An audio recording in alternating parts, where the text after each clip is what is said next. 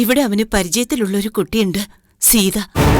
സീത അപകടത്തിൽപ്പെട്ട വിവരം രാമന്റെ അമ്മ മീരയെ അറിയിച്ചെങ്കിലും അതവൾ രാമനോട് പറയുന്നില്ല. കൂടുതൽ ചിന്ത വേണ്ട. അപകടത്തിൽ പങ്കില്ലെന്ന പ്രതാപന്റെ നാടകം സീതയുടെ മുൻപിൽ വിലപ്പോയി. റാമിന് ഇഷ്ടമല്ലാത്തതിനാൽ സീതയുടെ വിവരങ്ങൾ പറയാൻ ഇനി വിളിക്കേണ്ടെന്ന് അമ്മയ്ക്ക് മീരയുടെ മുന്നറിയിപ്പ്. ഞാനിനി ഇക്കാര്യം പറഞ്ഞ് അവനെ വിളിക്കുന്നില്ല. സീത വീട്ടിലെത്താൻ വൈകുന്നതിൽ ആശങ്കപ്പെടുന്ന ചാരുമോൾ. തുടർന്ന് കാണുക.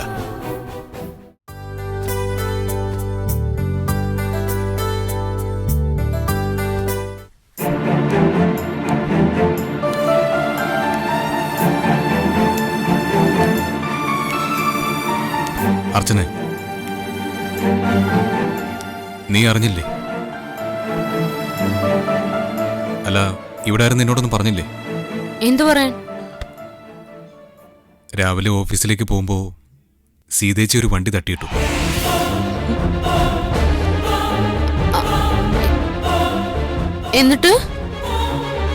എന്നിട്ടെന്താ, ഇപ്പൊ ഹോസ്പിറ്റലിൽ അഡ്മിറ്റാ. സീരിയസ് ആണോ? കൃത്യസമയത്ത് ആൾക്കാർ ഹോസ്പിറ്റലിൽ എത്തിച്ചോണ്ട് വലിയ കുഴപ്പമില്ല. ഈ ആൾക്കാര് തെണ്ടികൾക്ക് ഇത് എന്തിന്റെ കേടാ? ഗിരിയേട്ട ഹോസ്പിറ്റലിൽ പോയോ? പോയിട്ടാ വരുന്നത്. രാമേട്ടൻ അയാളുടെ പാട്ടിനങ്ങ് പോയതുകൊണ്ട് ഓരോന്ന് ചിന്തിച്ച് റോഡിന്റെ നടുവിലൂടെ അങ്ങ് നടന്നു കാണും. പിന്നെ ആക്സിഡന്റ് ഉണ്ടാവാതിരിക്കും. നോക്ക്, ഒരു കുഞ്ഞുമ്മർത്തിരിക്കുക. സീതമ്മ എപ്പോഴാ വരുന്നതെന്ന് ചോദിച്ചോണ്ട്. ആ നേരത്ത് ഈ വിവരം അറിഞ്ഞ നിന്റെ മുഖത്ത് സന്തോഷം കണ്ടില്ലേ? അയ്യോ, ഗിരിയേട്ടൻ കരുതുന്ന പോലെ സന്തോഷമൊന്നും എനിക്കില്ല. കേട്ടപ്പോ മുതല് മനസ്സിലൊരു നീറ്റലാ. പിന്നെ സീതേച്ചിക്ക് കാര്യമായിട്ട് എന്തെങ്കിലും പറ്റുമോ ഗിരിയേട്ടാ? 6 സ്റ്റിച്ചുണ്ട്. അയ്യോ, അപ്പൊ നല്ല വീഴ്ചയാണല്ലോ വീണിരിക്കുന്നേ. പാവം, എന്തൊക്കെ ഗ്രഹപ്പഴകളാ. അവർക്കെന്തോ മോശ സമയമാണെന്ന് തോന്നുന്നു. അല്ലെങ്കിൽ സീതേച്ചിക്ക് എപ്പോഴാ നല്ല സമയം ഉണ്ടായിട്ടുള്ളത്? സ്വഭാവം അതല്ലേ, എല്ലാം തികഞ്ഞെന്നൊരു ഭാവം. അങ്ങനെ ജീവിക്കുന്നവർക്കൊക്കെ ഇതുപോലുള്ള തിരിച്ചടി കിട്ടിക്കൊണ്ടിരിക്കും. അല്ല, അവരിന്നെങ്ങാനും വരുമോ? അറിയില്ല. പാവം ചാരു. ഇന്ന് സീതേച്ചി വന്നില്ലെങ്കിൽ അതിനോട് എന്തു പറയുന്ന ഞാൻ ആലോചിക്കുന്നത്.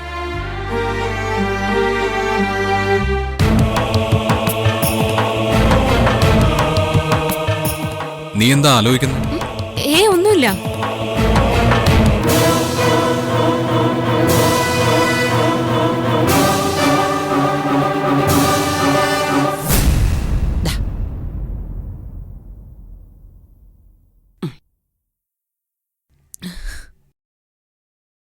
എത്ര പറയണ്ടെന്ന് പറഞ്ഞാലും അതെ, വൈകുന്നേരം 5 മണിയാകുമ്പോ ചാരുമോള് മോളെ അന്വേഷിച്ചു തുടങ്ങും.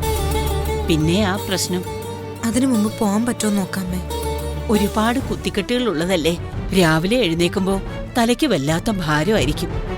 ഒരു ദിവസം കൂടി കിടക്കണമെങ്കിൽ കിടക്കാം മോളെ. അമ്മയ്ക്കറിയില്ലേ, എനിക്കൊരു തലവേദനയോ പനിയോ വന്ന ചാരുമോൾ അനുഭവിക്കുന്ന സങ്കടം അതെനിക്ക് കാണാൻ വയ്യമ്മേ.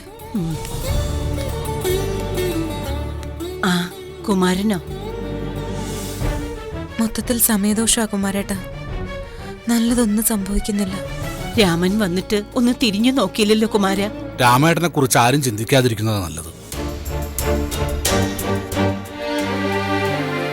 ആളാകെ മാറിപ്പോയി. സീതയ്ക്കുണ്ടായ അപകടം അറിയിച്ചിട്ട് പോലും യാതൊരു മാറ്റമില്ല. ഇങ്ങനൊരു സംഭവം അറിഞ്ഞിട്ട് പോലും വിളിച്ച് വിവരം തിരക്കുകയോ സീതയോടൊന്ന് സംസാരിക്കണമെന്ന് തോന്നാത്ത ആൾക്ക് വേണ്ടി ഇനിയൊരു കാത്തിരിപ്പ് വേണ്ടെന്നാ എൻ്റെ അഭിപ്രായം. രാമേട്ടൻ്റെ വഴി തിരഞ്ഞെടുത്തു. കഴിഞ്ഞതൊക്കെ മറന്നും കഴിഞ്ഞു. അതുകൊണ്ട് സീതയും രാമേട്ടനെ മറന്നിട്ട് ഭർത്താവും കുടുംബവും കുഞ്ഞുങ്ങളും ഒക്കെ ആയി ജീവിക്കാൻ ശ്രമിക്കണം. അതാ മോളെ ഇനി വേണ്ടത്. ശ്രീയേട്ടനത് പെട്ടെന്ന് സാധിക്കുമായിരിക്കും. എന്നാ എന്നെക്കൊണ്ട് അതിന് കഴിയില്ല. എനിക്കൊരു ഭർത്താവില്ലാന്നേ ഉള്ളൂ. ഒരു കുഞ്ഞുണ്ട്, കുടുംബമുണ്ട്. ചാരുമോൾക്കായി ഞാൻ ഇനിയുള്ള എന്റെ ജീവിതം മാറ്റിവെച്ചോളാം. ഞാൻ കഴിക്കാൻ എന്തെങ്കിലും വാങ്ങിക്കൊണ്ടുവരണോ? വേണ്ട. ഞാൻ കലികാരിയതുകൊണ്ട് രാമേട്ടൻ അങ്ങോട്ട് വിളിച്ചില്ല. ഇങ്ങോട്ടെങ്ങാനും വിളിക്കുകയാണെങ്കിൽ നല്ലത് പറയുന്നുണ്ട് ഞാൻ. രാമേട്ടനെ കാണാൻ വേണ്ടി കൊതിച്ചിരുന്നതാ, സീതയെ പോലെ ഞാനും.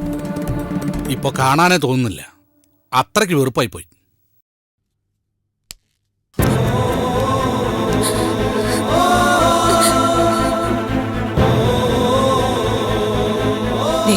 കുമാരൻ പോലും രാമനെ തള്ളി പറഞ്ഞു. പഴയ രാമൻ മരിച്ചുപോയി മോളെ. ഇപ്പോ അവൻ അവന്റെ കാര്യങ്ങൾ മാത്രം ചിന്തിക്കുന്നവനാ. എന്തോ അങ്ങനെയൊക്കെ പറയുമ്പോഴും അത് പൂർണ്ണമായി വിശ്വസിക്കാൻ എനിക്ക് കഴിയുന്നില്ല. എവിടെയോ എന്തൊക്കെയോ കുഴപ്പങ്ങളുണ്ട്. എന്ത് കുഴപ്പങ്ങള്? നിന്നെ കാണാനോ നിന്നോട് സംസാരിക്കാനോ രാമന് താല്പര്യമില്ല. സാധാരണ ആൾക്കാര് ഒരാൾക്ക് അപകടം ഉണ്ടായിന്നറിയുമ്പോ എല്ലാം മറക്കും. ഇവിടെ ഇപ്പോ അതും ഇല്ലല്ലോ. മോൾക്കുണ്ടായ അപകടം അവനിപ്പോ വേദനയല്ല, സന്തോഷമായിരിക്കും.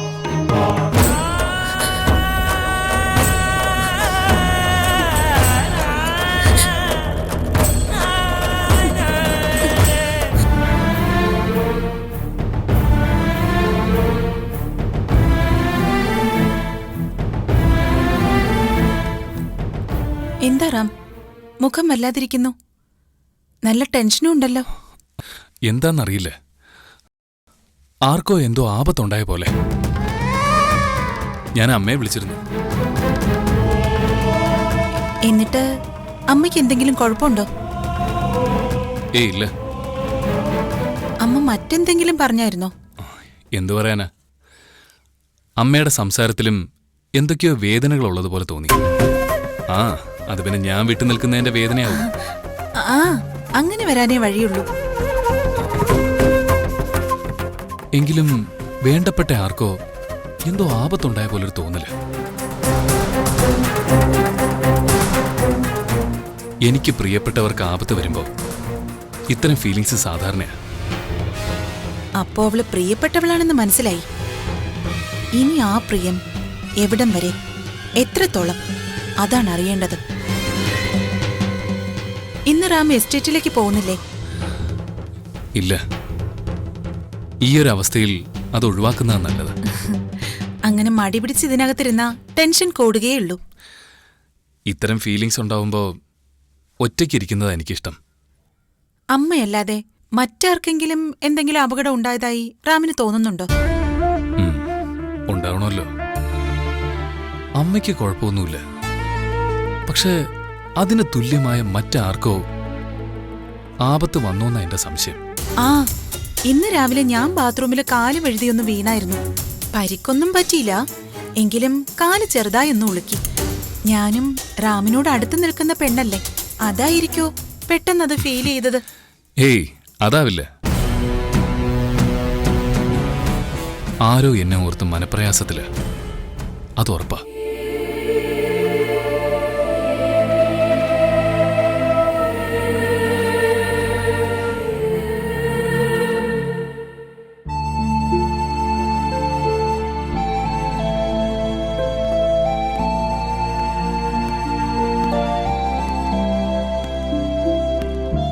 ഇപ്പൊ എങ്ങനെയുണ്ട്? കുറച്ച് പെയിനുണ്ട് ഡോക്ടർ. എന്നാ പിന്നെ ഇന്നൊരു ദിവസം കൂടി ഇവിടെ കിടക്ക. അയ്യോ, അത് പറ്റില്ല ഡോക്ടർ. എനിക്ക് ഇന്ന് തന്നെ പോണം. ഇങ്ങനെ വാശി പിടിക്കുന്ന എന്തിനാ? ഒരു ദിവസം കൂടി വൈകില്ല, എന്താ കുഴപ്പം? അതേ മോളെ, നമുക്ക് നാളെ പോകാം. വേണ്ടമ്മേ, എനിക്ക് ഇന്ന് തന്നെ പോണം. ഞാൻ ഒരിക്കലും ഡിസ്ചാർജ് ചെയ്യില്ല. പിന്നെ സ്വന്തം ഇഷ്ടപ്രകാരം കുട്ടിക്ക് വേണമെങ്കിൽ പോകാം, റിസ്ക് എടുക്കാം. തലയിലുള്ളത് നിസ്സാര മുറിവല്ല. പിന്നെ ഇവിടെ എത്തുന്നതിന് മുമ്പ് ബ്ലഡ് ധാരാളം പോയിട്ടുമുണ്ട്. ബോധം വന്നത് തന്നെ കുറച്ചു നേരം കഴിഞ്ഞ. അതുകൊണ്ട് ഇന്ന് ഡിസ്ചാർജ് ചെയ്യാൻ താല്പര്യം കാട്ടാത്തത്. പിന്നെല്ലാം നിങ്ങളുടെ ഇഷ്ടം പോലെ ചെയ്യും. എന്നാ ഒരു ദിവസം കൂടി കിടക്കാം മോളെ. ചാരുമോള് അത് മോളെ ശ്രീധരേട്ടൻ പറഞ്ഞ് സമാധാനിപ്പിച്ചോളൂ. ഒരു ദിവസം പോലും ഞാൻ എൻ്റെ കുഞ്ഞിനെ പിരിഞ്ഞിരുന്നിട്ടില്ല. അതാ എൻ്റെ ടെൻഷൻ.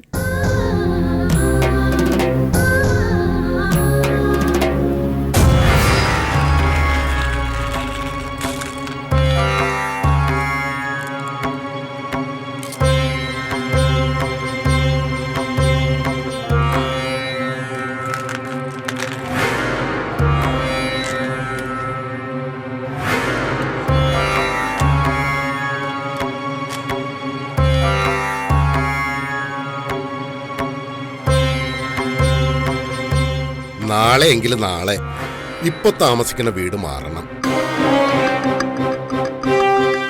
ആ വീട്ടിൽ താമസിച്ചാൽ അനർത്ഥങ്ങൾ ഇനിയും ഉണ്ടാവും. അല്ല, നിങ്ങളുടെ കുടുംബവും നാടും തമ്മിൽ എത്ര ദൂരം ഉണ്ടാവും? ഒരു 10-11 കിലോമീറ്റർ വരും. ആ, അത്രേ ദൂരേ ഉള്ളൂ. എന്നാ പിന്നെ കുടുംബത്തേക്ക് എന്നെ മാറിക്കൊള്ളുക.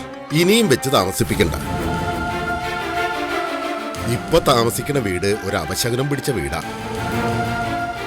നിങ്ങൾ ആ വീടിനെ കുറിച്ചൊന്ന് അന്വേഷിച്ചു നോക്കൂ. അവിടെ താമസിച്ചവരാരും രക്ഷപ്പെട്ടിട്ടുണ്ടാവില്ല. എന്നാ പിന്നെ നാളെ തന്നെ വീട് മാറാൻ ചോദിച്ചതേ. അതാണ് നല്ലത്.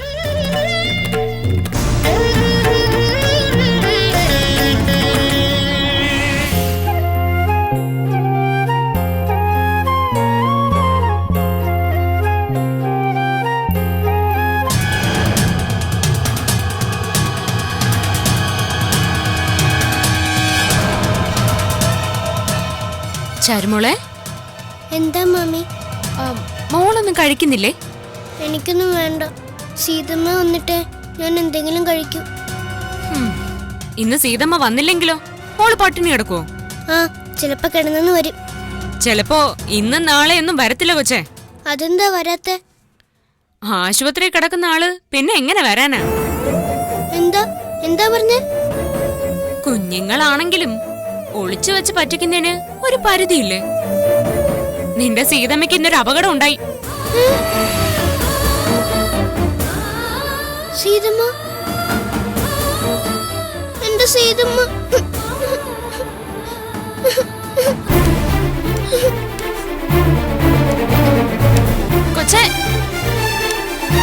കൊച്ചവിടെ നിക്ക്. കൊഴപ്പായോ ഈശ്വരാ? സീതമ്മ, എന്താ മോളെ? മോളെ മോളെ എന്തു പറ്റി? എന്താ മോളെ എന്തു പറ്റി?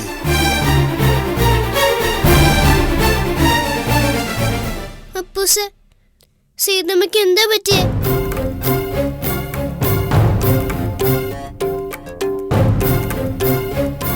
സീതമ്മയ്ക്ക് അപകടം പറ്റിയോ? എന്റെ സീതമ്മ ആശുപത്രിയിലാണോ? എന്താ അപ്പൂസൊന്നും മിണ്ടാത്ത? എനിക്ക് കാണണം എന്റെ സീതമ്മ. ഇപ്പൊ കാണണം.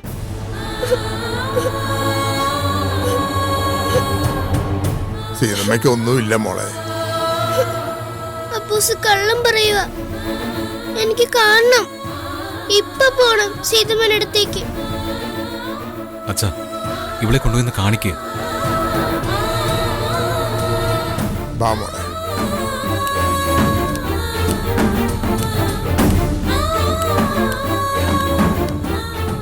നീ പറഞ്ഞു അല്ലേ, ആ പാവം കുഞ്ഞിനെയും കരയിപ്പിച്ചു അല്ലേ? പിന്നെ എത്ര നേരം വെച്ചാ സീതമ്മ വന്നോ എന്നൊരു കൊച്ചു ചോദിച്ചോണ്ടിരിക്കുന്നെ. അല്ലെങ്കിലും ഇത്തരം കാര്യങ്ങൾ അറിയേണ്ടാത്തവരെ അറിയിച്ചില്ലെങ്കിലേ നിനക്കൊരു ശ്വാസം മുട്ടലാണല്ലോ. നന്നാവത്തില്ലടി, ഈ ജന്മം നീ നന്നാവത്തില്ല.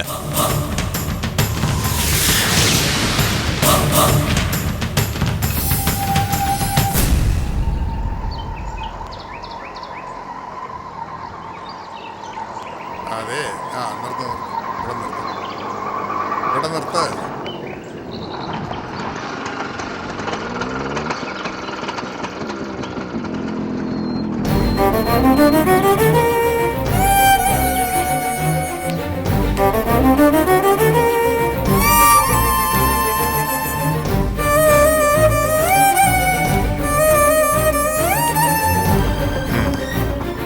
എടീ, നീ സന്തോഷിച്ച് ആനന്ദിച്ച് ചുറ്റിയടിക്കൊന്നും വേണ്ട. ഞാനങ്ങും മിണ്ടാതെ പോയെന്നേ ഉള്ളൂ. എന്റെ മോള് തിരിച്ചു വന്നാ കണ്ടോ?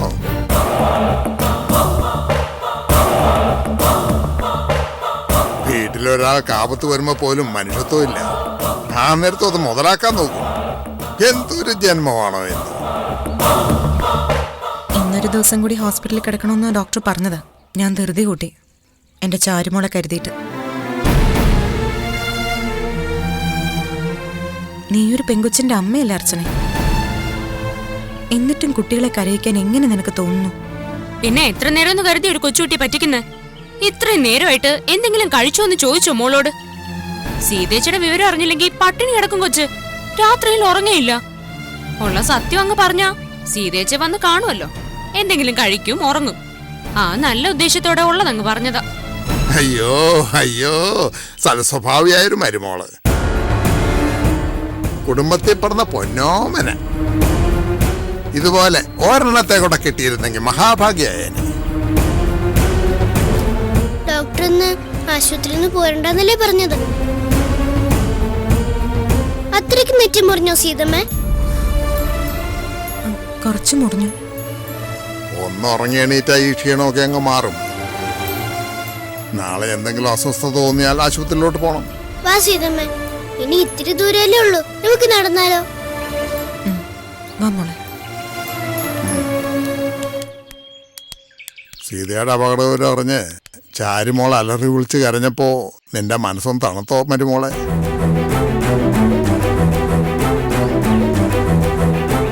സീത കിടപ്പിലാവണമെന്ന് നിന്റെ കെട്ടിയൊക്കെ ആഗ്രഹം കാണും. അപ്പോഴും വീട്ടിലവന്റെ കാര്യമൊന്നും ഇവള് ചിന്തിക്കുന്നില്ല. ചില നേരത്ത് അതൊക്കെ അങ്ങ് മറന്നു പോകും. എടീ, ഇതുപോലെ പിശുക്കനായ ഒരു ഭർത്താവിനെ കിട്ടിയ നീ വേണം സീതമോളുടെ ആയുസിനു വേണ്ടി പ്രാർത്ഥിക്കാൻ. അവൾക്ക് വേണ്ടി പൂജയും വഴിപാടും ഒക്കെ നടത്താൻ. സീതയില്ലെങ്കിലേ വീട്ടിലവ് താനേ നടന്നു പോകില്ലെന്നുള്ള ചിന്ത വേണം ഇടയ്ക്കെങ്കിലും. ഓ, ഇതുങ്ങളെ കണ്ടതോടെ ഒന്ന് കറങ്ങാനുള്ള മൂടും പോയി. ഇനി നിങ്ങൾ വേണേ ഒന്ന് കറങ്ങിയിട്ട് പോര്, ഞാൻ പോവാ. അതല്ലേ കണ്ണ് കാണാൻ വയ്യാത്ത കുഞ്ഞിനെ കരയിപ്പിക്കുമ്പോഴെങ്കിലും അവക്കിട്ട് 2 പൊട്ടീര് കൊടുത്തുകൂടെടാ കോന്തം ഭർത്താവേ. ശ്രമിക്കാം. ശ്രമിച്ച് നിന്റെ കാരണം പൊട്ടാൻ നോക്കിയാ മതി.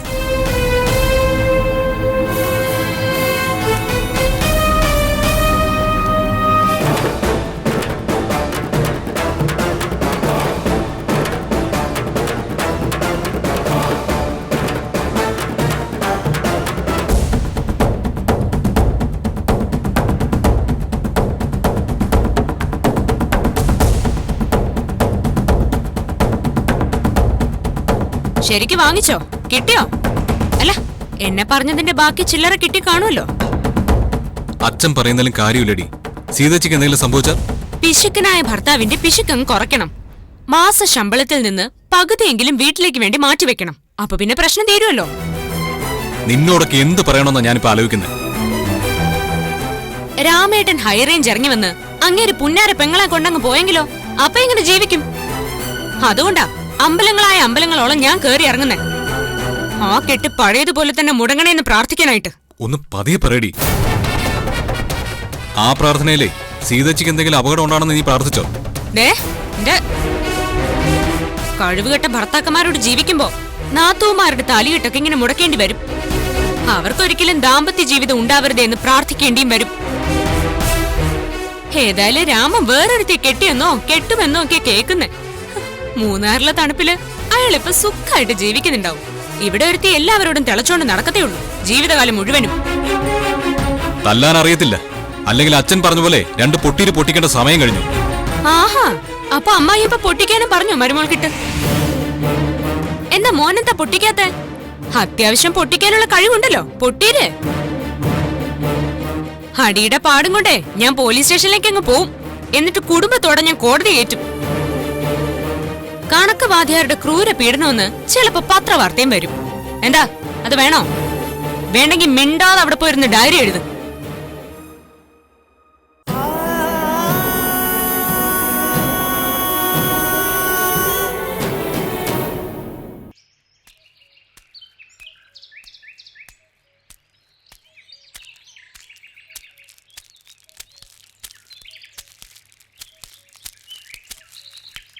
അതാ നിന്റെ പെണ്ണുമ്പിളയോട് ഇനിയെങ്കിലും ഒന്ന് അടങ്ങി ഒതുങ്ങി ജീവിക്കാൻ പറ. എന്ത് ചെയ്യാനാച്ചാ, അവളുടെ സ്വഭാവം മാറ്റാനൊന്നും പറ്റില്ല. മാറ്റാനൊക്കെ പറ്റും. നീയേ മൊത്തത്തിൽ പിശുക്കന. ഭാര്യയെ നിലയ്ക്ക് നിർത്തുന്നതിലും ആ പിശുക്കൊന്നും കാണിക്കണ്ട. ശാസിക്കേണ്ട സമയത്ത് ശാസിക്കണം, തല്ലേണ്ട സമയത്ത് തല്ലണം.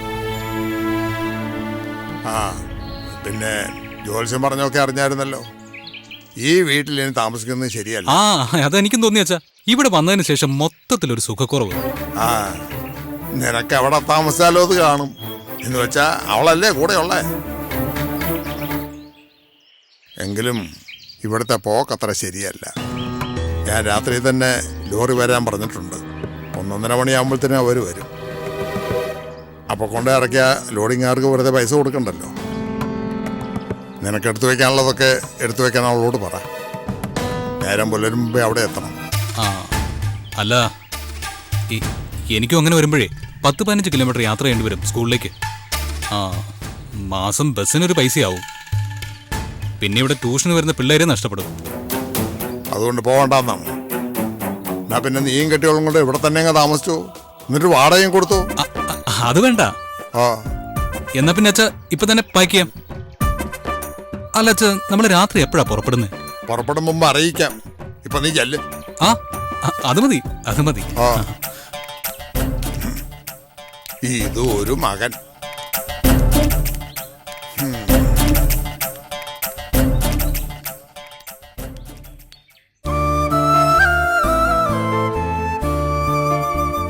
ഒരുപാട് ചോര പോയോ സീതമ്മ? കുറച്ചു പോയി. പിന്നെന്താ ആശുപത്രി കിടക്കാൻ പറഞ്ഞിട്ടും കിടക്കാത്ത? ഞാനിവിടെ കാത്തിരിക്കണമെന്നറിയാം, അതുകൊണ്ട് വന്നതാണല്ലേ. മോളെ കാണാതിരിക്കാൻ എനിക്ക് ഒരു ദിവസം പോലും പറ്റത്തില്ലല്ലോ. അതൊന്നും അല്ല കാര്യം.